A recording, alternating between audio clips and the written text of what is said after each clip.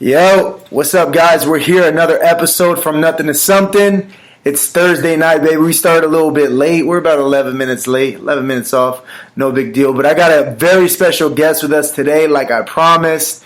Got my good friend, Kris Freij, a.k.a. Kris the Swede. Say what's up to him, Kris. What's up, guys? Hey, we're going to talk about what he does, his climb from the original, from the beginning. I don't know if you heard he had a little accent. He's not originally from these parts. But he had a goal, and he came out here. He made it happen. And then when he came out here, he had other goals that he said he's making it happen. And he's got to climb, and look out for him. He even brought me a fucking T-shirt. We're about to get into everything. Mm-hmm. Thanks for listening, guys. I appreciate it. From Nothing to Something, baby. We're here.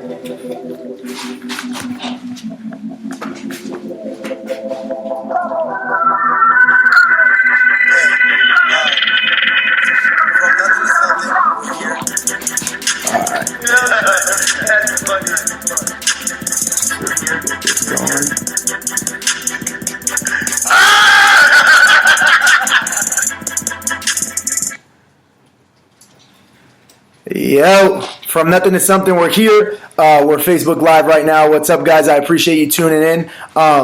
We got Kris Freij here. What's up, Kris? I'm happy to have you, man. Thanks a lot, man. Thanks for having me here. We've been trying to do this for a little bit. We've been trying to have you on. Yeah. We're trying to do it right before the New Year's, and it just got too much with all the holidays, and now we're here. Yeah, I know. I'm glad we did it, though, man. I'm really happy to have you. Talk to us a little bit about what it is exactly that you do. Tell us a little bit about what it is. It all depends on the client, sort of say, but I train people. I give people nutrition advice. Again, it all depends on the person that we're trying to help. Okay, all right. So you train people, you give nutrition advice, and when you actually train people, what are some things that you end up focusing in on with that? Yeah, again, all depends. Everything in this industry is just personalized to whatever you're going through, whatever maybe health issues you have, or possibly somebody never even took a nutrition class, don't know what's good for you. So then you start real low and let them work their way up through and let them learn. Other people like yourself, maybe an MMA fighter or something like that, you can skip through all these early level stuff and take it all the way to the top and just, work them out real well and let them know how to recover and what to eat to recover better and be able to do it again the next day, Yeah, I hear you. I'm sorry, guys. I'm listening, man. I'm trying to. I got a iPad going, so I'm trying to. Basically, any question you guys got, I can see it from here on my iPad. I'm just trying to finish setting that up. It's actually funny how we met. I had no idea you were into all of this. Yeah. You know what I mean? Yeah. Those of you that are ever in the Oceanside area, Breakwater Brewery. It's an outstanding place, a great restaurant. They brew their own beer there. It's right there on Coast Highway and Oceanside Boulevard. It's on on Coast Highway and Seagate, right? And Seagate on the corner right there. And I used to live down the street, and I used to go there and just get some food, maybe if I wanted a beer, and Kris was the bartender there, right? I'm still am. Yeah. Well, you still are. Yeah, 7.5 years now. 7.5 years. At the same place, man. Yeah. And I'd go over there all the time, and he'd see me, and I was a regular, so we'd talk. And while we'd be talking, we're trading stories, and I tell him I do MMA, and I told you about the fight that I had coming up, and you were like, "Dude, let me get some tickets." Yeah, and then I came through, huh? I came through that day, huh? Yep, you did. Or the day of the fight, yeah. And then you came and you saw, and you saw what could have been a disaster, but ended up being a good fight. Yeah, it was great, and you were doing good. Yeah, that's all that really mattered. Yeah. You can't always be blessed with a good opponent for you to have a good fight. Yeah, I know. That's always something that's everybody wants to win, but sometimes you got a tough opponent, win or lose, Get that whatever. W. Yeah. But after that is when you had told me what it is that you do and what you're into and stuff like that. Pretty much from the first time we met. Just come a little bit closer, man, if you could. The first time we met, really, that's when I was probably. I mean, I've always done the workouts and stuff, so I was pretty knowledgeable about that. But nutrition-wise, wasn't really there yet at that point when we first met. And since then, taking leaps and bounds in that. But back then, it was just really interesting. I was more of a fan, and that was my first welcoming into that world where I got to really sit down and talk to somebody who's a fighter, who's going through the things that I've been hearing about on podcasts and stuff throughout my the last, I want to say 5-6 years. I've always been an athlete, but never really thought that I would be a coach or anything like that, because you're an athlete, your ego, and you're not trying to think about possibly helping somebody else. But then once you get to that point where you're not doing the sport anymore yourself, and then you want to help people out. It's weird how that works. And I remember saying it many times, you will never see me as a coach, and that's what I'm doing now. Why did you feel that way at first, that you didn't want to be a coach? What was it? I think I was young. It was a mental thing. I was probably too focused on my own doing well in sports and stuff like that, and wasn't really thinking about what it actually gives you if you're helping somebody else. When you see you're changing somebody else's life for the better, then that's a great feeling. Right. I mean, it's you probably found your calling and you didn't even realize it was your calling, right? It's one of those things where you're you're unsure if this is what you want to do, but then there are a lot of things that you do in life that you're not sure about, right? Yeah. But then there's something that you do where you just find that niche and you're like, this is it. This is what I want. Absolutely. And I think I always knew that. Even growing up, coming from a family where both my parents were kind of athletic. My dad is really athletic, former Greco-Roman, one of the in the national team in Sweden for Greco-Roman wrestling. And you're a tall dude. How tall are you? And my dad is not that tall. I'm 6'5". It's the Swedish side of my family. My mom's side, they're the ones that are a little bit taller. Still not 6'5", but I think it's just the newer generations we get taller and taller. Yeah. It's all that stuff in our food, or what? I think we're just getting better and better at this thing, man. Yeah. I think we're, optimizing all our different categories of stuff, our body, our mind, everything, and just, eating better. Maybe not so much in the last couple of generations, but that always takes a few generations to kick in. Right. Yeah, there's a lot going on around the world, huh, with you see a lot of Sprouts at corners, farmers markets. A lot more people are eating organic and shit like that. And definitely true. At first, it was kind of laughed at. You know what I mean? People were like, "Look at these fucking hippies with their fucking fresh kale and shit." Yeah, you know I mean? And I think it is still. Yeah, a little bit it is. People, but I think it's less of a. Before it was a fear of change, and now I think it's more of now it's hating. Yeah, they're just hating. Yeah. They're just purposely hating. They're hating on somebody feeling better. Yeah. They watch them go from being depressed and not taking care of themselves, and now they're feeling better. They're out doing stuff. Some people post pictures on, all the social media, and you get haters. Yeah. That's all right. Yeah. If you don't have haters, you're not doing it right. All right. So take me back to the beginning real quick. The beginning, I know you were actually born in Sweden. You were raised in Sweden, and then you came out here. So talk to me about your life in Sweden, growing up. What was that like, and how did that help create who you are today? Yeah. Started, again, coming from a wrestling family. I was, probably in wrestling school, Greco-Roman wrestling at 4 years old. My dad, was the big athlete in the family, and also, his father before that, and brothers and stuff. They were all Greco-Roman wrestlers. Okay. So for me, that was just a natural way to start, and eventually, I started growing too tall, so wrestling wasn't really my sport anymore. Especially when you're young in wrestling, at least in Europe, they don't go by weight; they go by how big you are. Oh, really? Yeah. Oh, so if you're taller shit. as a 5-year-old, you can be wrestling guys that are 8 that are a little bit shorter. Yeah. So the strength-wise there, you know, the difference, it just made me not think it was that much fun anymore. Right. You know, like I kept getting beat. Yeah, you were getting beat up. You're like, older man, than me. forget this. All these older kids. Yeah. Yeah, and then that's when I fell right into football, American football. Okay. All So right. That's funny, yeah. I started that at 9 years old, and that was just something that I get fully immersed in, and I did that on a level to where I think I was 16 years old, and I was on the junior national team in Sweden, and they had to like use a different ID for me to have me play the games because they were all too old for me to play there. Yeah. And I was still in there doing pretty good. So then all of a sudden, as I got a little bit older, 18, 19, national team for the grown-ups, and I was the youngest, maybe not the youngest ever, but one of the youngest guys ever to make it onto that team. Right. And, yeah, I went, to different countries and to play football. Yeah. So that was really cool, and I grew up in that athlete life. I went to a high school that was more focused on athletes, like all the soccer players and all the hockey players. They were all going to that school, but here I come as a football player, Right.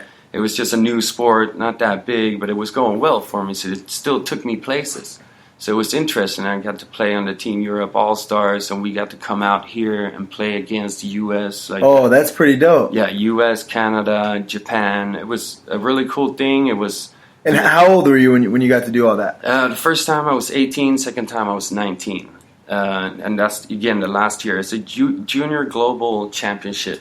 That's what it was called. And it was in the same city as the Super Bowl, the week before the Super Bowl. Oh, so shit. you get to go to the NFL experience and all that stuff. And it was really, pretty young kid still from Sweden who hadn't seen that much, it was Right. pretty big for me to, be treated almost like a pro. Right. And it made me definitely know that that's what I wanted to do. So the reason I came out here to the States was to play football.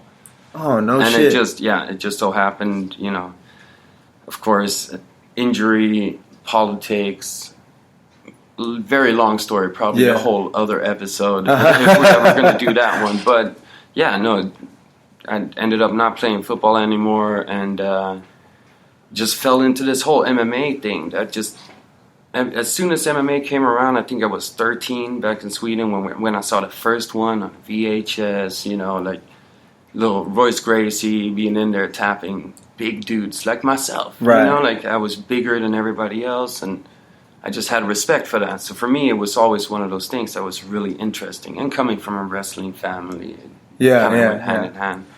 So that's why I came out here, and always been that athlete, and so it just pushed me in this direction. So what position did you play in football? I played quarterback. Oh, so you were a quarterback, huh? Yeah. And like, were when you came out here, were there like colleges like scouting and stuff like that? Like, what was your plan? Like, did you come out here on your own accord to play, or like did you get offered something to come out here and play? When I eventually came out here, because I did ended up injuring myself back in Sweden, so I ended up staying for a whole extra year, and couldn't. It was a pretty serious injury to where I couldn't really even jog for a year. Oh shit! So it kind of took me out of the sport a little bit, and then I was bartending at the time in Sweden, 5-story nightclub.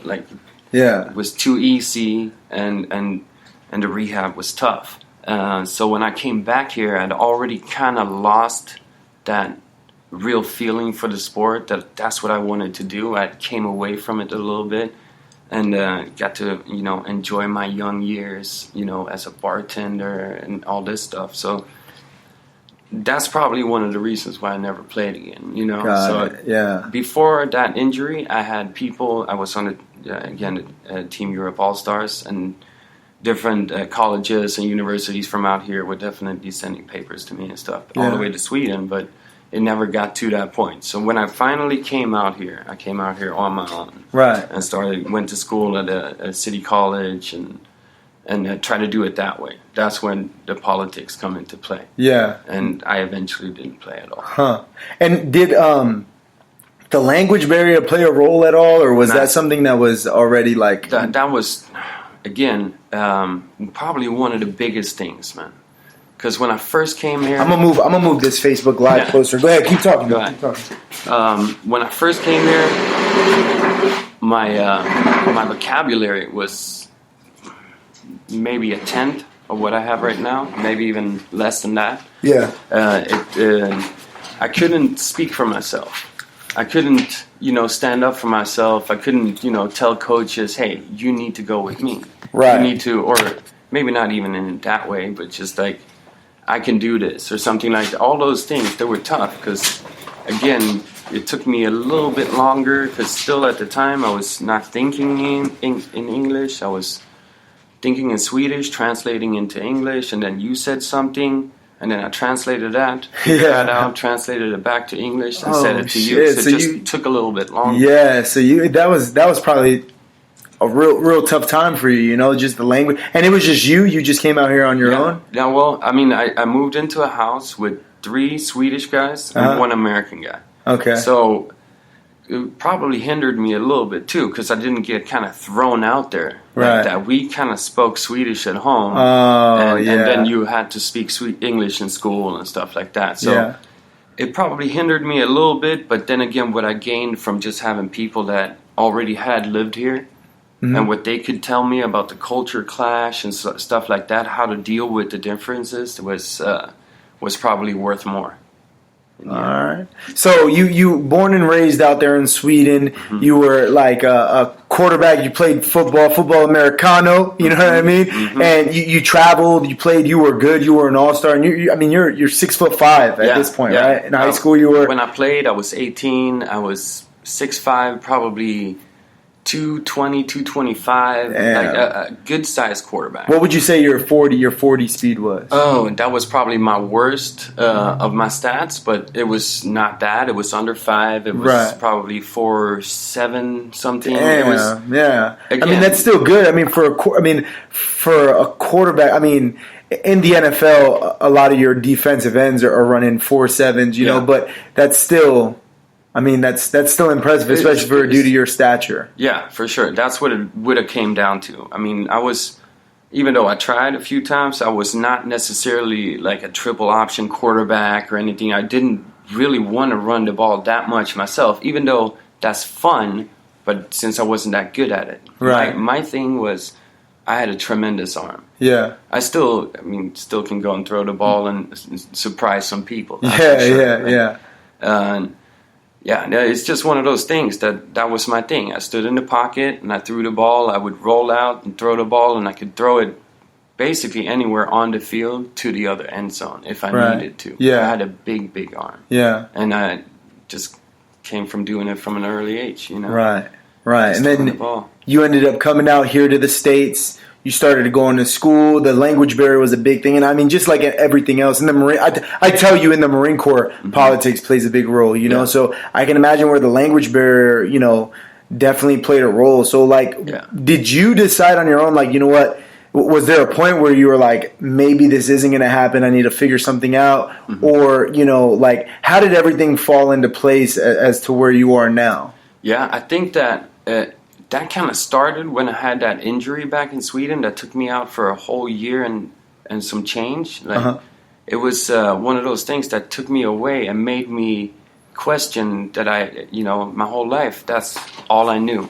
I was going to go to the NFL. And also that's the way you have to look at things. If you want to become that level of an athlete, you have to have that ego. But when I got out of it for a year, that kind of took me away from the sport, and then it never was. I had to start thinking about other things. I had to start making, what if this doesn't happen, which ended up never happening, right? So it's a good thing. Naturally, I started thinking about other ways of not just being that 9-to-5er and be very depressed with my life. Because a lot of people, live that life. You know, they pretend that they're fucking happy. Yeah. You know, they accept like the social norm, and we've talked about it before. Where it's like society tells you that this is what you should be doing, right? Yeah. Society tells you that you need to grow up, listen, pay attention, go to school, get an education, and be a lawyer, be a doctor. Like society says that is the route to success. Yeah. You know, exactly. And the people who are trying to do other things, trying to express their artistic form, whether it be athletics or, you know, maybe a musician or an artist, that realm is so saturated with failure. Yeah.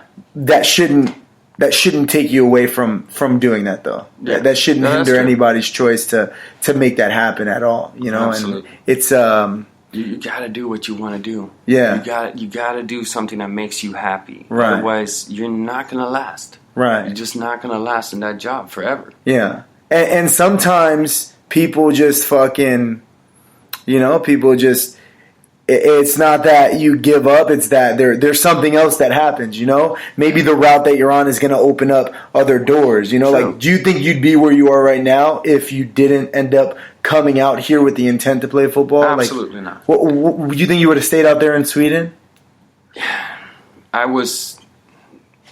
The weather out there made me depressed every winter, right? Uh-huh. It was very cold, rainy most of the year. We had like maybe 2-3 months of nice weather. Right. So for me, I always knew I wanted to get away from that. I wasn't like trying to get away from family, culture, or the country even, you know, like it was just strictly weather. The weather out here is just that much better. And again, falling back on the football thing, I was quarterback, throwing the ball, loved to play in warm, nice weather. That's why I came to Cali. Yeah. So I moved to Cali. You know, I actually was in San Francisco. I was in Santa Cruz for 6 months, then San Francisco. Yeah. And that's where I tried to play. And didn't get to do that and didn't really like the weather up there either. So if I thought to myself, if you came all the way out here, came out here for better weather and then not really have better weather, so I had to change that, right? So that would be all wrong otherwise. So I came further south and just saw this. And Oceanside was kind of that place where I landed because of a girl and no longer with her for years and years. But I just fell in love with Oceanside, man. Because it wasn't trying to be more than what it is. Right. You know, like there's so many other little beach cities down here that like, and again, you know, not trying to hate on anybody, but it's just like, it's just not me. Right. You know, I want more honesty. Yeah, Oceanside, it's a weird place. If you guys have ever been or haven't been, it's fucking weird. At night it gets sketchy, man. Yeah. At night you're like, what the fuck? You know, it's beautiful. There's a beach, and you know, it's cool and it's nice. They got the pier. You have all the bars downtown. You know, there's a lot to do in Oceanside. But then like there's like a lot of bums walking around, and then like it's kind of, you know, it's sketchy stuff. Yeah, there's sketchy stuff, and then it's like mixed in with like a bunch of Marines all over the fucking place with their Marine Corps tattoos, fucking book bags and shit. You know what I mean? Like it's a little mixture. It's that melting pot right there. Everything coming together, and it's like basically halfway in between LA and San Diego. Yeah. So it's like it's a good spot, man. I like it. It's like a combination of like it's like a melting pot of Orange County and San Diego with like a bunch of military members all around and stuff. So yeah, no, I like Oceanside. Like being down here in San Diego is cool, like down in Santee, but I definitely have talked about going back up to Oceanside for sure because I really like it. I've been there for a while, and it is nice. It is a real legit place to be. I've been here probably 10 years now, I think, down in Oceanside. I live in San Marcos right now, so it's not Oceanside, but it's within 15 minutes drive. Right. You know? So for me, that move is just to get away a little bit cheaper rent. But, Oceanside is, you know, where I spend almost every day. Yeah. It's just, you know, breakwater, working there, and then all the workouts and stuff I do by the beach and on the turf fields out there. It's too nice and it's too perfect for me not to use it. Right. You know, I don't take a lot of my clients, I don't take them to a gym somewhere and train them there. I bring the stuff out on the turf. Right. We're in the sun all day training. Yeah. It's beautiful. Yeah. That's what's up, man. And I mean, there's a lot of places that do it. Like right there on the beach in Oceanside, there's like that little grass area. Yeah. There's the beach itself where the sand, and then there's a bunch of different parts. There's that Palladium. You could do stairs right there. Exactly.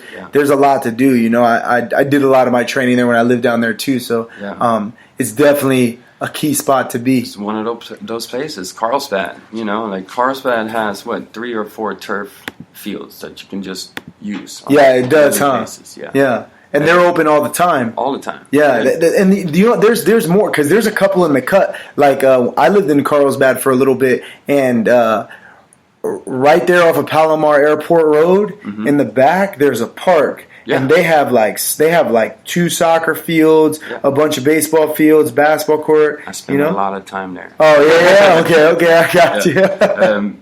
Probably 4 days a week. Oh, okay, yeah. If you're talking about the Poinsettia Community Park, yeah, I think that's the it. one. Yeah, with the tennis courts and stuff like that too. They got the football field. And they're rebuilding it right now. They're adding more stuff. They're throwing it in there, and it's a community park. Yeah, and it's empty. Yeah, don't tell anybody. Because I don't want more people out there. Don't steal my turf. Yeah, no, that shit. It's pretty dope, and California is the spot to be. I was talking with people about it, and it's funny. When you tell people you're from California, you live in California, they think that you made it, and like. Yeah. Nah, man, it's fucking rough out here, bro. It's a struggle out here. But there's some things that you got to pay money for to be in this kind of place. Right. How happy are you when you wake up in the morning and look outside and the weather is the way it is here 90% of the time? Yeah. Like that for me, I remember getting up in the morning and seeing half my window being full of snow. Yeah. Like that. You don't want to do anything then. Yeah, you're like, fuck that. Yeah. Yeah, because I'm from Connecticut, so like I'm well aware with the cold and the weather, and it sucks out there because you get the worst of everything. You get the hottest fucking summers, and it's humid. It's like stupid hot. And then in the winter, it can get like, my dad's in Syracuse. He told me the other day that it was 15 below. Like, what the fuck do I want to be out there for? That shit is horrible. There's no reason. Yeah, fuck that. I mean, without technology and buildings and stuff like that, you can't live like that. Yeah, you can't live there. You got to move that time of year when it gets like that. Yeah, for sure. It's just it's crazy. And then people come out here. People go on vacation to San Diego, that's why it's so crowded. And we live. It sucks though. I don't get to enjoy the beach as much as I'd like to. That's like the honest truth though. Like I feel like I'm working all the time, always doing shit, and then when I do go to the beach, it's like I have other shit on my mind. Like. I'd like to. Sometimes I can go and enjoy it and relax, but man, fucking sitting on the beach, I feel like I could be doing other shit, and I don't know why. Maybe it's just me, but I did enjoy when I lived right there, a couple blocks from the beach. I did enjoy running down there and just stretching right there on the little turf that they got, and then running back. Yeah, it was definitely it's beautiful. It does something to you. There's like some salt or something that comes off the ocean waves. Yeah. It does something to you. There's no doubt in my mind. Yeah, it makes you appreciate, where you are and what you're doing. Even though you got to work 2 jobs, maybe 3. Yeah. And, but it's worth it. Yeah, it's nice. At least for me. Fucking, I see you got your On It hat on and shit. Yeah, On It certified trainer. Hell yeah. So, hold on real quick. I want to get this Facebook up because I can't really see, and that iPad didn't work. You want to share it on your? Yeah, let's do that. Yeah, see if you can share it because I tagged you in it. But let me see if I can get this going up right here real quick. So I don't know if we even have any listeners and shit. It's fucking Thursday. All right. I want to see if I can see any comments. All right, so. We got this up. We can see the comments right here. And I want to make sure it's muted. Yeah. And then, let me grab this real quick. My bad, guys. My bad.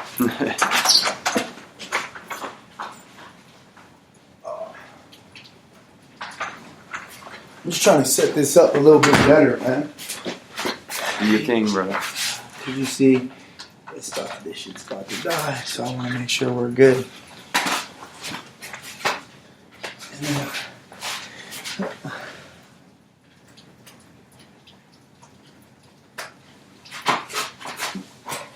It's crazy how things work, though, huh? Small world. Technology, man. Oh yeah, this shit is money right here. All right, here we go. Beautiful. All right. Oh, I just see my boy Phil Backus is watching. Phil Backus. I was just with Phil. We were just together just right now. He's hold on. You're not watching live. All right, cool. All right, so Phil Backus, he's this kid that I grew up with, and ever since like fucking elementary school, and I seen him put a post up like, oh man, California's so beautiful, and it said Oceanside, California, and I was like, what? Hey Phil, what up, Phil? And I hit him up, and he's leaving tomorrow, so we were able to go and get some lunch earlier today and just talk about cool. life, you know, and what he's got going on. And he's got a blog. His name it's I think it's Phil. It's like Phil U. I think it's Phil UN. Hey Phil, I need you to go ahead and write a comment. I forget what it is and where we could actually find your blog. But he does have a blog, and he writes a little bit. Yeah. He's a hockey coach. He was telling me how that's going. He really likes hockey. Yeah. He was definitely always into hockey. He was a monster on the ice. So shout out to Phil, man. We had a good time today for sure. It was nice catching up. I don't understand why this shit is acting the way it is, man. This shit is acting up. Anyways, so we'll just keep going. Hey guys, if you have any questions or comments, put them in. Hopefully I see them. Hopefully it pops up. We're having some technical difficulties with this whole Facebook Live. Hopefully it's working on your end, but on my laptop it's acting up. So we were talking about. All right, so Onnit certified. So how did you get involved with that? So you're Onnit certified. What does that mean? What does that consist of? What can you do? Talk to us a little bit about that. And it means that I went to the actual Onnit Academy in Austin, Texas.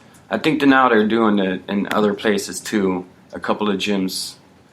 I want to say some in NorCal, some in Florida, something like that. Okay, but it's basically the Onnit coaches going around. I think there's one in Texas too, because they do jiu-jitsu tournaments. Yeah. That's where I went. That's the original. That's the Onnit Academy. Okay, yeah. They do jiu-jitsu tournaments. They do like Onnit invitationals for jiu-jitsu. And I think they have a 10 planet there now too. Yeah, they do. They have a 10 planet out there, but which is really cool. Yeah, one of my teammates went out there and won the Onnit Invitational a couple weeks ago. Shout out to PJ. Wow. Yeah. PJ Barge, sick ass black belt. I might have seen that. Yeah, was that PJ. With Eddie Bravo and Brendan Schaub commentating on it? Yeah, it might have been. It might have been. Fuck, man, I couldn't tell you because I didn't watch it at the time, but I know that like once he won, everybody knew. Yeah, it was only a couple weeks ago. It's probably that one. Yeah. But basically, what I did and the certification I got when I was there was the foundations trainer. So it's basically learning how to correctly get somebody warmed up before a workout and what to do after workouts and stuff like that. And they were showing us how to train with some of these really unconventional workout methods. Like the kettlebells is probably the most well-known, but you also have like steel maces and steel clubs. And you got steel bells, which is something that you kind of got to work your grip. It's just squeezy, it's a little squeegee, like weight that you can get 10 pounds, 15, 20. Right. Stuff. But you could do it kind of like a kettlebell too, but it just works your grip a little bit different. But those kind of things and working with the battle ropes that you see people doing nowadays. Right. Like, and this was at the end of, I want to say 2014 or 2015. Now it's getting bigger. And so now that really helps me with my clients and stuff because now it's actually coming out there. People are starting to wear Onnit shirts around. Yeah, so they took you through actual course curriculum, and you got a certification for them saying that you're like a certified Onnit training. And they 3 days doing things. Yeah, and they focused on like functional fitness stuff, like things like that, like. And that's pretty neat. So it wasn't like what you're normally used to with like the fucking bench press and squat. It was like more like, hey, this is shit that you can do anywhere. You just need this little fucking weird steel cannonball looking thing, and you can fucking make it happen. And lift that in these ways, and it will actually help you in your everyday life. Yeah. Things that you would do during the days, rather than maybe laying down, holding a perfectly balanced bar, right, and moving that. Now you got to have a little bit extra weight on this side, or maybe all the weight on that side, and you got to hold your arms right. It's really cool stuff. It makes massive changes to you. If you're an athlete, you're going to see big changes because it's stuff you're not used to doing. Right. That's pretty neat. And then so they focused on training, right? Mm-hmm. Mostly. Yep. And then what about like nutrition and things like that? Did they have anything about that? They probably do. You can get on the Honored Academy page, and they have a bunch of stuff for free for anybody just to go on there and get free information on how to live a healthier life. Yeah. And which is great. Right. But for me, I needed it on paper that I can do this. You know? Right. So I got in contact with the Mike Dolce crew, and they were having their first DDC, Dolce Diet Coach certification in Vegas. Uh-huh. So for the first one of those, I went out there and got it done. Huh. That's pretty dope. One of the best things I've ever done. Changed my life for sure. Yeah, and I mean, I've tried the Dolce diet. I like it. I mean, it's really simple. It's really basic information, and it's not like these crazy fad diets that all these people fucking do. It's like, hey, how do you live your life every day healthy? You know, and it's an easy way to do it. Yeah, it's eating healthy, eating earth-grown nutrients as fresh as possible. You want the actual food to have been alive as recent as possible. Right. So any grocery stores that you look at the vegetables and stuff and they don't look that good, you go to like a farmer's market or something like that instead. Right. Because I mean, there's got to be a fucking difference between like the apples and bananas that you're getting at Walmart versus going to fucking Sprouts. Yeah. You know what I mean? Yeah, let's not talk about Walmart. No, for sure. And even better, if you can grow your own apples, those are the best apples. Right. Because you know exactly if you sprayed something on them or not. And you're you're gonna pick it off and then you eat it within 10 minutes. That's the absolute optimum way of eating food. Right. You know, it's crazy because my girl, right, when we go and buy fruit, she's fucking dope. She like takes all the fruit, and I never I fucking rinse my apple and fucking eat the shit, and then we're good. She takes all the fruit and she puts it in the sink, fills the sink with like hot water, and then puts like apple cider vinegar in it and lets it sit, and then she like cleans them off, and there's like a fucking on the apples, there's like shit that comes off of it, and I was just completely grossed out with the fact that like I just grab the apples and eat it, but like she cleans it and she fucking cuts it up and she puts it in a tray and she puts it in the fridge, and anytime I can just go in there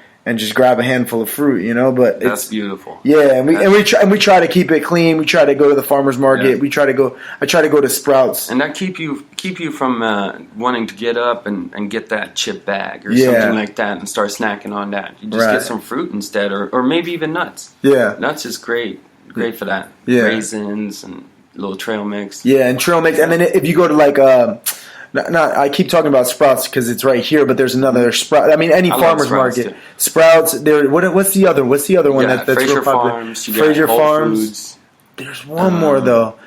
Not Sprouts. Either way, I don't know. But if you go to any one of these farmers markets, a lot of they have like sections just for like different nuts and dried fruits, and you can make your own like fucking trail mix and shit. You buy them in bulk. Yeah, and just They have granola and shit. Yeah. So it's crazy. That's great stuff. And I use Onnit products. I use I like their Alpha Brain. I like their Shroom Tech Sports. Yeah. Like that shit definitely plays a huge role in my life and like just getting me going a little bit. Yeah, I used they have a couple of different protein powders too. The Hemp Force, I used that. I like the Dolce Whey. Yeah. Yeah, Whey never really sat well with me before. It always kind of messed up my gut a little bit. Yeah, you gotta take shits and whatnot. Yeah, and then just I grew up with the dad being a bodybuilder. Right. In the 90s. Yeah. That's when. So protein was where it real was at. bad. Oh yeah. So, yeah, that's true. You know, I seen Pumping Iron, and they talk about it in Pumping Iron how like the protein was like fucking shitty, but it you know, used to be made, I think, with just raw eggs and stuff back in the day. So it just came out bad. And you had massive gases. From it. Yeah. So I remember my dad clearing out the living room. We're watching a movie or something, or watching some sports, and it's all of a sudden it's just him in there, and the rest is just gone. And he was all about that. He was laughing. He's probably laughing right now. Yeah, I know. He's probably laughing, and he's like, "Shut the fuck up." You know? No, he knows it's true. It's one of those things that he will say with pride. You know? Nobody's gonna tell him not to. You know? That's funny. His house. So you do like the hemp force? I hear it a lot. Like Joey Diaz talked about it a lot. Joe Rogan talked about it a lot. That hemp force and stuff. You do like that? Yeah, I like. I mean, what's the difference? What do you feel like the difference is? It's a complete protein molecule. So you got everything that you need in the protein out of it. So even like just eating hemp seeds, which is definitely not going to get you high, definitely not going to have you piss hot on any test or anything like that. It's not psychoactive or anything. No, not at all. Not at all. It's the seed. Yeah. Basically, and those are really good for you. Like the Dolce diet, they have that breakfast bowl that you eat in the morning, and most people use hemp seeds in there too, together with chia seeds and whatever you like to have in there. Right, hemp seeds, like it used to be a part of our fucking like everyday diet and shit, right? Like it used to be something that like I'm sure it wouldn't surprise me. It's in every religion dating back as far as people know. Yeah, it's there. That's crazy, you know. Like just to, I don't know, to think about. Like I listen to a lot of people's views on shit. You know what I mean? And you know, I it blows my mind that people are weirded out. You know, when you talk about like, you know, this hemp force protein is made from hemp, and people will be like, "Whoa!" Yeah, you know what I mean? Like if you just offered them some crack and shit, you know. Most people think they're gonna piss hot on the test, which is not true. It's not like you're taking in marijuana. Right. This is hemp. This is a different part of the plant. Right. It's a different part. It's not psychoactive. It doesn't have any type of property that's gonna get you high, or it doesn't have any THC in it. And then also, most people, maybe it's different out here, but most people don't know. They don't know enough about that because that's been quieted down for, you know, generations now. Yeah, you're right. You know, even in the Marine Corps, I remember there was something that came out where they were talking about the kind bars. One of the kind bars that they sell, just go anywhere. Poppy seeds? Yeah, well, in the back, it's like one of the kind bars said that it had hemp seed in it, and like the Marine Corps made a big deal about it. Like I got an email with a picture of it and the nutritional facts, and like saying like Marines, make sure you're not. And I like had to explain to the people like it doesn't fucking work like that. Like you're not gonna. You know what I mean? But meanwhile, if you eat enough poppy seeds, you can pop on for fucking heroin. You know what I mean? Exactly. So it's just. I don't know. It's crazy, but fuck, whatever. Yeah, I mean, it is what it is. You just got to look at it like if you're in the Marines and that's a problem, then maybe stay away from him for it. You know what I mean? Or maybe you know. Yeah, and I mean, there's other sources. There's other. I mean, fuck. Go to GNC. There's any protein powder there. Yes. At the end of the day, I watched a video. Rich Piana, the famous bodybuilder. He's like this. He's the big. Would probably know if I saw him. Yeah. Name's not so good. Though. So he's this big, huge bodybuilder, and he's actually popular, even more popular right now because over at the Fitness Expo a couple of days ago, he had beef with some dude that used to be in his crew, the 5%er guy. He has his own company, the 5%er. Yeah, and he had beef, and the dude punched him, and his crew jumped. Yeah, so that dude, he's Rich Piana, and I watched a video, and he was explaining about bodybuilders and nutrition and protein and things like that, and he explained, he's like, hey, listen, these bodybuilders, they're taking that protein because they're getting paid. First of all, they're getting paid by these companies because they're taking it, but. He explained that you cannot replace real food.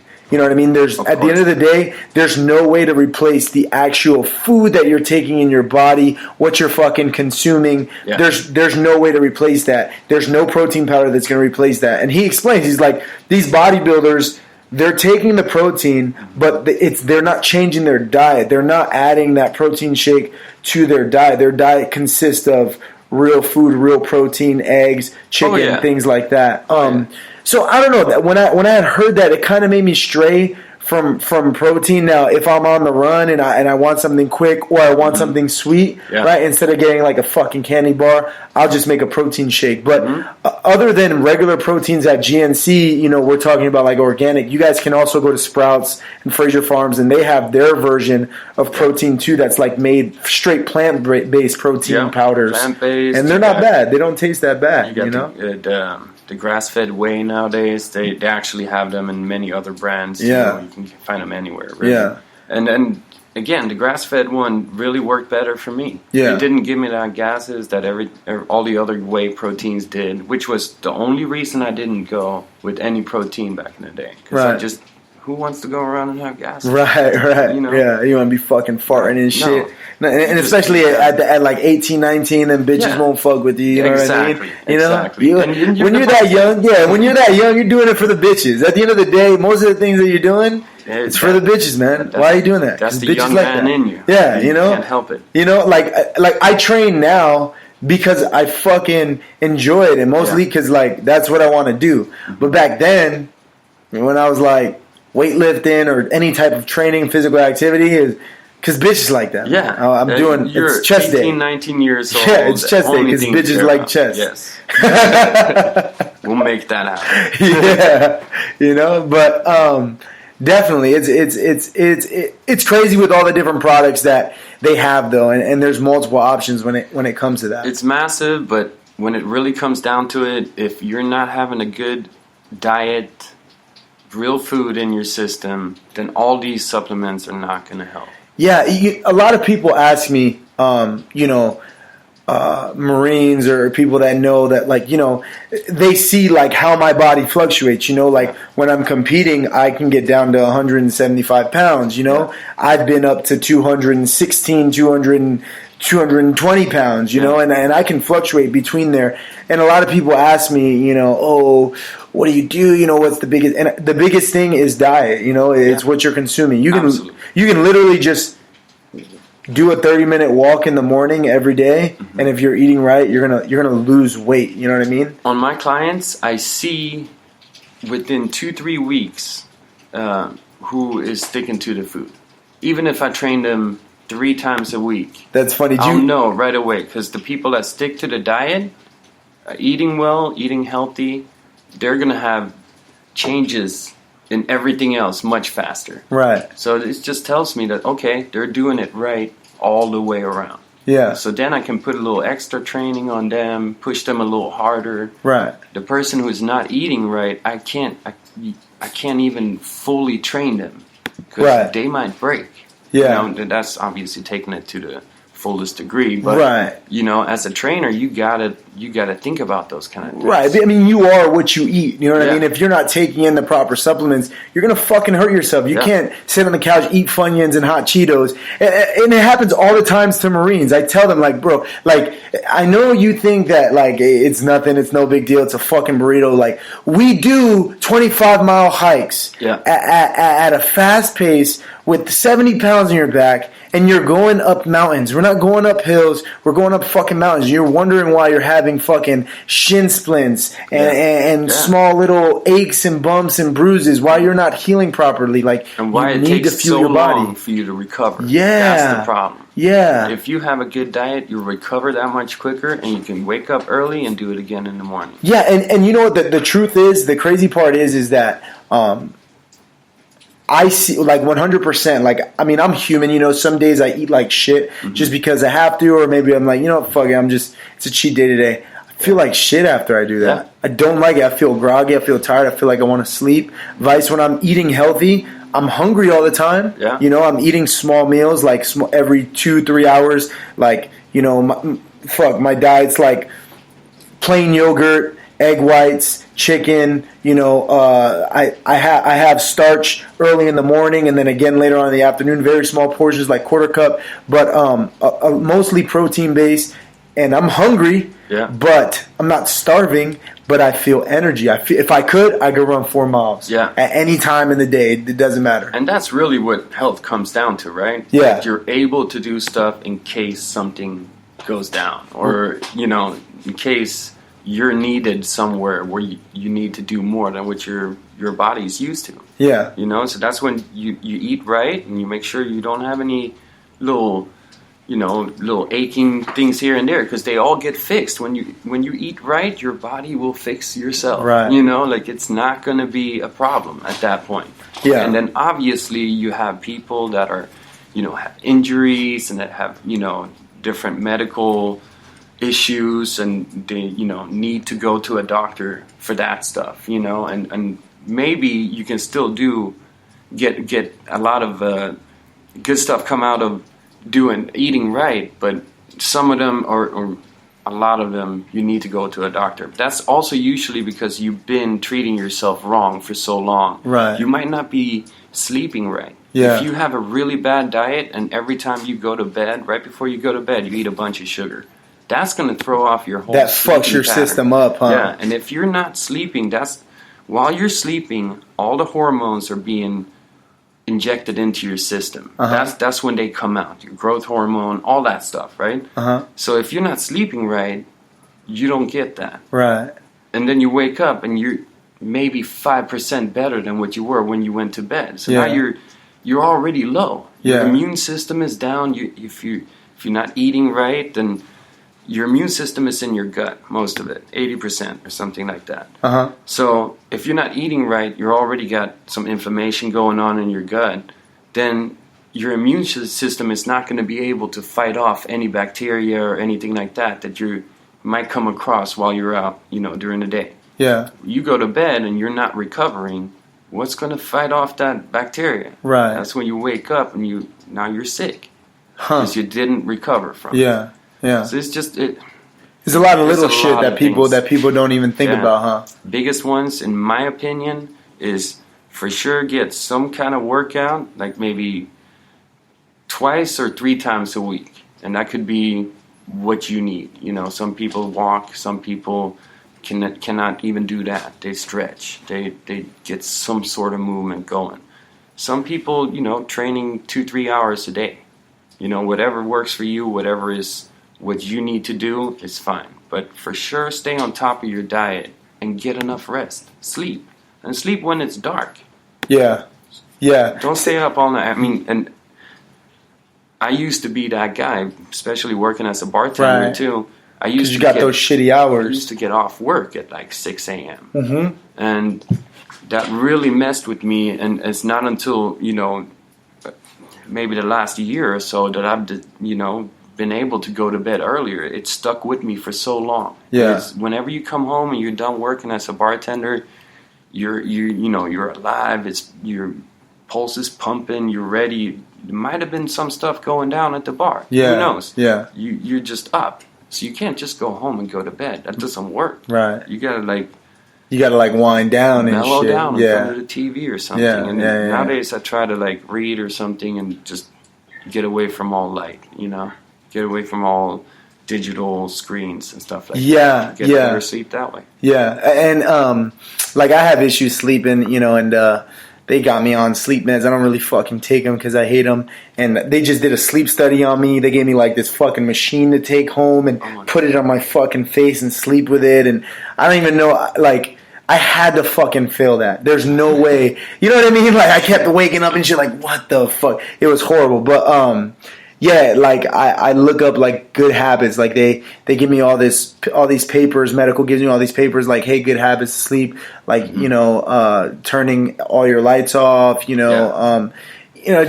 little things like that. But that's probably my biggest flaw is just the sleep, and it's something that we're figuring out right now. But Yeah. It's crazy, man, because you have all this information. You have this information about working out and functional fitness and how to get where you want to be physically. You went and did the Dolce certification, and you have all this information on diet and how to eat right and what to eat and what you're looking for. Yeah. Didn't always have that though. Yeah. I mean, you got to go for it. Yeah. You go take that chance. When you see it, you got to go take it. Right. Right. That wouldn't have been there unless I signed up for the first Dolce seminar. Right. I can recall this back all to like 3 different times or something like that, where I just kind of looked at myself and said, "Hey, it's time. Yeah. Do you. Right. Go all out. Right. Don't worry about failing." And with shit like that, I feel like people are stupid, and people are like, this is bullshit, yo. Whatever, and it's like, what the fuck are you doing with your life right now? Why don't you just take this step? This is like I'm in the Marine Corps and we get free shit all the time, seminars and shit, and like nobody goes. I'm like, these dudes are wilding. LinkedIn just gave us a free seminar. You just have to go there. They'll make your profile for you and they'll give you a free account for fucking 6 months. You know what I mean? But Marines are like, whatever. Like, what the fuck are you doing with your life, all bro? The Marine bases. Yeah, you know what I mean? Like, it's so crazy to me. Yeah. It's so fucking crazy that people just don't take advantage of the opportunity. You have to take advantage of the opportunity of a lifetime in the lifetime of the opportunity. Yeah. And then you don't do it, and then you fucking complain about your situation. Yeah, that's where it becomes a problem, if you're complaining. If you're fine with just doing your 9 to 5 and making the money you want to make and then do other things on the side that is your hobby and stuff, and that's your life, I'm not hating on that. Right, that's you. Right, yeah. But if you come to me complaining about stuff, then you're not doing it. Right. You need to get yourself somewhere else. Right. Where you can be happier. Yeah. It's so fucking crazy. There's so many people that are fucking lazy. And those of you that are listening, maybe you know somebody, maybe it's you. Maybe it's not. Maybe you're doing what the fuck you got to do. Yeah. But at the end of the day, in order for you to do something with your life, and this is the whole point of the fucking podcast, is if you want to go somewhere, if you want to be somebody, if you want to do something, whatever that is, you have to make it happen. You can't sit here and fucking point the finger and blame everybody else. And I get it. Sometimes you have to make decisions, right? Sometimes you have to pump the brakes a little bit. You have to slow down. But as long as your mind's in the right place, as long as you're not taking steps backwards, right? Mm-hmm. As long as you're not fucking... You can slow down. Just don't stop. Just don't stop. Mm-hmm. It's very simple ideology, and it's about your outlook too. Yeah. You look at things. If you always look at things in a negative way, you bring more negativity to your life. If you try to find some positive in everything, you might learn from your mistakes. Right. Right. You got to do that, and you can't be afraid of failing. Everybody fails. I fail all the time, especially English-wise. I say stuff and it just comes out wrong. And I kind of, I let everybody know English is my second language here, but it's that failure and me not wanting to fail again that pushes me so hard to not have an accent, not sound like I'm not from here. It's that wanting to perfect things. I know I'm never going to be perfect at speaking English, but I'm going to get as close as possible. And every day I'm speaking English, I'm going to get 1% better than yesterday. That's what it's about. I know you've heard that in the MMA world, 1% better every day. That's what it's about. Right. Just better your situation from yesterday. Right. As long as you're making improvement, as long as you're making strides. Yeah. That's all that really matters. Yeah. You know what I mean? And the truth is, you don't have to fucking prove anything to anybody. You have to believe it. Yeah. You know what I mean? It's not about And that's what people think. Yeah. They think they got to prove it to somebody else. Yeah. But it's really about you proving it to yourself so you can do it. Right. And it's all about taking that first leap of faith. Fuck, man. So, real quick, we're having issues with this Facebook Live feed. Those of you that have commented, I can see that we're still live, but for whatever reason, it's not coming up on here. But there's a couple comments. Nick Sales, cheat day every day. Hey, if that's the way you live your life, man, hey, more power to you. You know what I mean? Yourself. We earn our days. Yeah. We eat whatever we want on the earned days. That's true. So do you believe in cheat days at all? Like, well, Yeah, what's your look on that? The way I look at it is, if something like a cheat day makes you happier as a person, if it like fills your depot here and there to keep you from falling off your diet the rest of the time, for sure do that. Right. But don't have a cheat day turning into cheat week, turning into, whatever. Yeah. Like, just make sure I even like to take it down to like do it for 4 hours and do it for like the first 4 hours of that day. Right. That way you can eat whatever you want in the morning and then go about your rest of your day and burn those calories off. Yeah. Do something about it. Don't do it right before you go to bed, because it's going to ruin your sleep and now you're getting real bad in that negative spiral. But yeah, no, for sure. Whatever makes you happy and can get you to a better place, do that here and there. Don't do it too much though, but motivate and just a little bit here and there. Yeah. Yeah. And if you don't do it, it'll fucking drive you crazy. Yeah. It's honestly my opinion. I try to eat healthy. If I'm not in camp, I try to keep my diet the same no matter what. Mm-hmm. But I implement cheat days. Now, once I'm in camp, I can't really do those cheat days anymore. But and it's easy to stray, right? Because you'll be like, all right, just Sunday. And then like you do it Sunday and you feel good, and after like 2 weeks, Friday rolls around and you don't want to fucking eat the meal that you prepped on Wednesday because you're kind of tired of fucking chicken and brown rice, right? And then you're like, fuck it, I'm just gonna have a burrito real quick. And you're like, well, my cheat day's on Sunday. That's all right. I just have this burrito and then cheat on Sunday again. And then it turns into cheat weekend, and then it turns into cheat 4 day. So and it's real scary too if your cheat meals has a lot of sugar in it. Yeah. Then that's kind of scary because sugar is so addicting. Right. So if you start your day off with a little bit of sugar, most likely you'll keep taking in sugar all day. Yeah. And that's a big problem for a lot of clients when they start on their diet and start eating clean and stuff like that. It's that sugar addiction. Yeah. When you trying to get through that, it's really tough not to eat sugar. Yeah. So my thing there is like get some fruit in you, get some of that natural sugar instead, and try to. It only goes on for like 3 or 4 days if you keep clear. So you get little headaches and stuff like that at night, but if you can just stay away from it for 3-4 days, those headaches are going to be gone, and you're just going to wake up with energy. Yeah. How do you feel about like stevia and sweeteners and shit like that?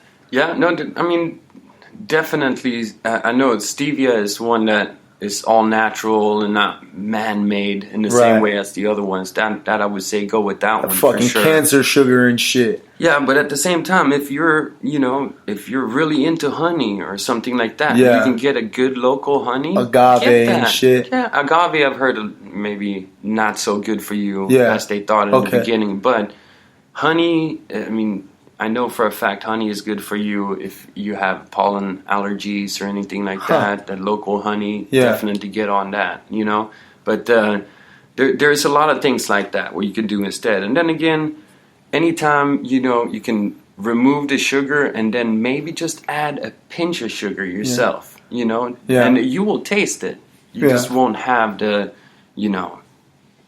15 grams of sugar or whatever. Yeah, we were talking about that earlier, huh? When like a gram of sugar is a packet. Like when you look at whatever the fuck you're drinking and it says 27 grams of sugar, it is telling you that whatever it is that you're looking at, it has 27 packets of sugar. A fucking packet of sugar at your coffee shop, in the drawer, go in your kitchen, pull out 27 of those and empty them into a bag. And that's what you're drinking in one serving of fucking soda. Yeah. Or even worse, corn syrup. Oh, high fructose corn syrup. You know what? You're even worse off. That shit is it's crazy. Like when I looked at it, when I started looking at it like that, I was like, man, fuck this soda shit. Yeah.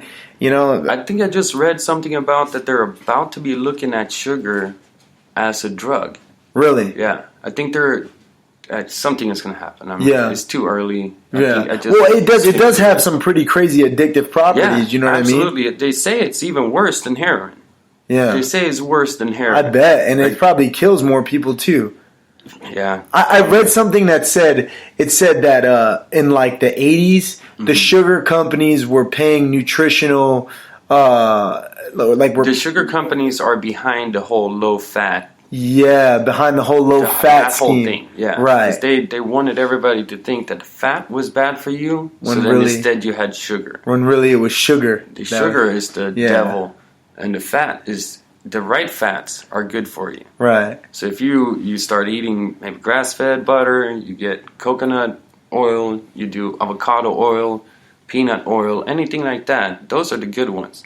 The ones that you hear there's from vegetables. Not so good. Yeah, they're not natural oils the same way. We want the good oils. Yeah, and then you can eat a bunch of it and get a bunch of energy from it. So there you go for your fucking cheat day, everyday bullshit, Nick Sales. Just teasing you, man. Hey, thanks for tuning in, Jennifer Hall. I love Sprouts. You love Sprouts. We love Sprouts. It's a good fucking spot. And shout out to my boy Rob Warren. This is the second time you did this. Yes, man, we're live right now, man. We're live. You're not tripping. You're not bugging out. You know, we're good. We're live. Hey, he's telling us story. He said, I remember the first time you had to cut and we were all drinking and eating burritos in front of you. Hey, the first time I had to cut weight was my first jiu-jitsu tournament, and I was like working hard, man. And my diet was horrible. I was given this diet by a buddy of mine, and I could have done it so much better, but again, it was the old school, rice and tuna. It was like, okay, it was in the morning. I had one fruit, then 3 hours later, one chicken breast. 3 hours later, one fruit.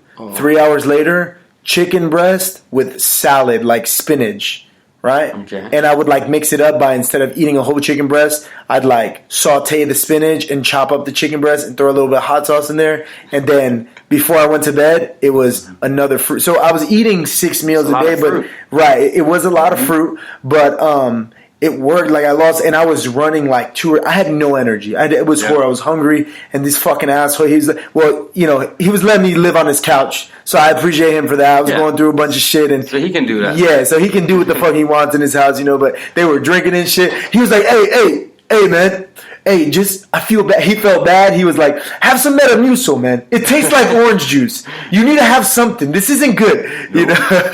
Can't have all the calories from the alcohol. Yeah. It's tough. I know. But, that tournament, that was cool, man. And then, sure enough, like an idiot, I went and I competed, and then I came back and I gorged myself, and I put on the fucking weight again, I need to come up with a better plan on and I'm doing it now. Only a couple weeks ago I was all the way up to 216, now I'm walking around at 195. Yeah. And I feel good. I feel comfortable. And, I was training for this fight, and then a bunch of stuff came up, which we talked about. But yeah, I'm just trying to work on, when I do get back in the gym, when I get everything figured out and everything slows down with work, I have my plan in place, and I get back to training, I'm walking around at 180. I'm ready to go. I'm ready to go. 2 weeks. That's where you want to be. Yeah. And what you're doing, you want to be closer to your competition weight in a healthy way. Right. You don't want to drop down there, the 30 pounds, what some people do when they cut weight like that. That's way too much. You're not going to have the same output that you would have if you were just keeping yourself low or training at closer to your practice weight.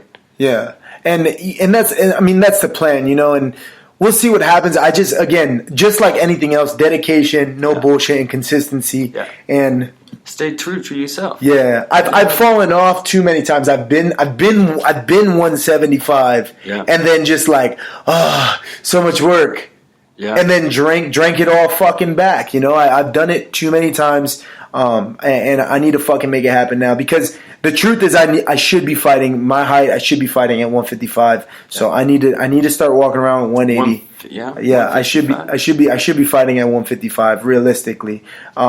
But if I walk around at 180, I can have a couple more amateur fights at 170. It's 10-pound cut, and then that would be way better. Right. For you health wise. Yeah, and once I go pro, we'll figure out what we're gonna do from there. By then, we'll see where I'm at. But it's going to be a lifestyle change. And it's been a lifestyle change. I've always been a big, bulky kid. I don't weight lift, so it's something we're going to figure out. And I'm going to get with you and we're going to make this shit happen. Yeah. And I'll send you my diet that I'm on now. My coach put me on a diet, and I'm just trying to stick to that. And then just tell me what you think and see what you think I can adjust left or right. So talk to us a little bit about this YTP. Hey, he brought me a T-shirt, guys. This is a pretty dope-ass T-shirt right here. It's my company. It's your company. All right, so YTP Fit. YTP Fit. Yeah. YTPFit.com is the website up right now? Or? It's not up. It's coming up as soon as possible, though. But I've been busy with all the social media stuff. That seems to be like where people connect to you the fastest nowadays. Right. So I just got that all up. That's at YTP Fit on both Instagram and Twitter. Yeah. And you got me on Facebook there. That's the same. It's just, I never thought I was going to open my own company like this either, So it's all been very new for me, but it's interesting going through. It's kind of like your baby. You don't want to rush things. You don't, you want to make sure you build a foundation as well as possible and then for it to take off, But it's one of those things that's been like 4 or 5 years in the making, man. And I'm finally at that point where I'm doing it. So that's good, man. So YTP Fit. So like, what is it that you want to? I know we've talked about it, but like, what are some things that are like? Is it going to be like a gym? Is it going to be like fitness? Is it like a fitness and health? Is it like a membership that people pay, or like how do people get a hold of you and set this up when they want to? Yeah, definitely just shoot me an email at ytpfit@gmail.com. That's the fastest way you can get a hold of me for sure. But what I'm trying to do is, and again, it's always whatever you need. That's why I started the company being called YTP Fit. It stands for Your Top Performance, and it means that all of us, we're all different. Our road starts somewhere and it ends somewhere, and that's not the same for you or me. Right. We all start at different places. So the way I look at it is, you go in and you do the diet first, always first, to make sure you're not, you're recovering right and you're not injuring yourself when you're training harder. Yeah. Some clients definitely don't ever even train. Right. They just need to like stretch or something, like they might have mobility issues or something like that. So I'm trying to just, and it's not like a where I want people to have a membership at all. I'm not trying to keep making money off the same people. Right. I want to teach them how to take care of themselves. Right. Teach them how to eat right. Teach them that if you do want to get a little bit more athletic, this is what you should do. But right now you're here and we'll get there. Yeah. Yeah. It's all about not skipping any level. If you skip something, you can end up being the wrong thing to skip, and then you might have just spent 3 years on something that's never going to happen. Right. So the biggest thing for you, that's interesting. So you want people to be able to reach out to you, and you want to, whatever their personal need is, your top performance fitness need, right? Yeah. If you want to be an MMA fighter, if you just want to get better mobility, if you just want a better nutrition plan, or if you want to learn a couple workouts that are going to help you out, and you can tailor whatever they need. Absolutely. And you want to offer them not where they're paying a membership and they come, but and they come every week or every day or whatever. I do that too. Right. That's my training. Yeah. So I train people like that, twice a week, 3 times a week, stuff like that. But I'm always trying to get them to a place where they don't necessarily need you. Yeah. I don't want to be that guy that has 500 clients. Right. I would rather be a guy that has less than 5 clients, but I have a history. You have a portfolio of thousands of people that have changed their life and now improved. Handle it themselves. Right. Yeah, that's pretty dope, and that's definitely something that'll reach out to a lot of people. Yeah. We're gonna talk. We're gonna talk. We're gonna do some stuff for sure. This probably won't be the last time I'm on here. Yeah. We're gonna have you back for sure. I I had a great time, man. It was awesome talking to you and hearing from you. And I'm sorry we couldn't get this Facebook Live thing to work. I mean, they're conversating on here, so I'm pretty sure they see us, and we've had a couple viewers and stuff, and I appreciate everybody for listening. Sorry in the beginning I was like on the iPad. Sorry guys, I'm trying to figure this shit out, but hey, that's just the way it goes. Yeah, I'm happy I'm on here this early before you blow up like Joe Rogan. Hey, no, I don't know. We'll see what happens, man. We'll see where this takes me. I'm just doing what I love. You know, at the end of the day, there's so many doors that have opened up, and I'm just taking it one step at a time. You know, I'm opening doors and peeking in, you know, and maybe I go back out of the room and close this door forever because I saw another door, you know. Yeah, but that's okay. Yeah. That's okay. Yeah, that's what it is, you know, just one step at a time. But I'm always trying to just be active and find shit that I like to do because, you know, fuck, man, you can make thousands of dollars making whatever the fuck doing whatever you want to do. You know, you just have to do it. Yeah. You know, and so many people, you want to follow that fucking path and follow the path that all these fucking people, you want to spend thousands of dollars and go to school and get a degree in fucking criminal justice when there's 300,000 people that are graduating that same year throughout all the schools throughout the United States with the same degree, and then you get out and you're like, well, now what? Well, I actually really wanted to do this. Well, then why weren't you fucking chasing that from the beginning? Exactly. You know, so, fuck, man. Thanks for being on, Kris the Swede. Hey, one more time. Check them out. YTP Fit on where can they see you? Instagram at YTP Fit. Twitter, same. Kris Freij on Facebook. And then the last name is spelled Freij. Freij. Yes. All right, hit him up. We call him Kris the Swede. And if you guys are like, man, fuck fitness, like my boy over here, he's like cheat day every day. Hey, that's fine. Next time you're in Oceanside, stop by Breakwater Brewery and just have your cheat day and talk to Kris bullshit with him while he's working because he's the bartender there. Yeah. He'll change your life there. Fuck it. Yeah, changing lives all over. You're a beer. You're like, look, man. The little devil. I'm gonna pour you another beer, but after this one. Yeah. All right, we're going to talk about changing your life. That's right. Hey, once again, guys, I appreciate you listening. Fuck, man, thanks for tuning in. I've said it before, as long as one person's listening, I'm never going to stop doing this podcast. I don't give a fuck. I'm not on this for fame. I'm not on this for money. I don't get paid anything. I do this because I love it, because I want to spread the positivity. There's so much fucking negativity. You turn on the news with all this dumb shit going on in the world. Fuck that. Worry about you. What the fuck do you want to do? All right, let's do that. Take the first step. There's so many people doing it, and I like interviewing it. I like interviewing the everyday people who you see that are grinding, but you don't really realize what they're doing behind the scenes. You know, maybe Kris was your bartender. You're like, this bartender, fuck this dude. You have no idea behind the scenes, he's building his own company. He's building his own brand. He has his own ideas. And you're sitting at the bar drinking, complaining about your fucking life, wishing you can do that. There's people every day chasing their dreams, making it happen from nothing to something. We love you guys. Thank you for tuning in. Thank you much. Hey, thanks for being here, Kris. We're going to have you on again, for real. I had a great time. Guys, tune in next week. Again, we're doing it on Sundays now. We did it today because I'm going to be gone over the weekend. But not this Sunday, but next Sunday, we'll have our next episode 18. And stay tuned, baby. Thanks for tuning in. We love you from nothing to something.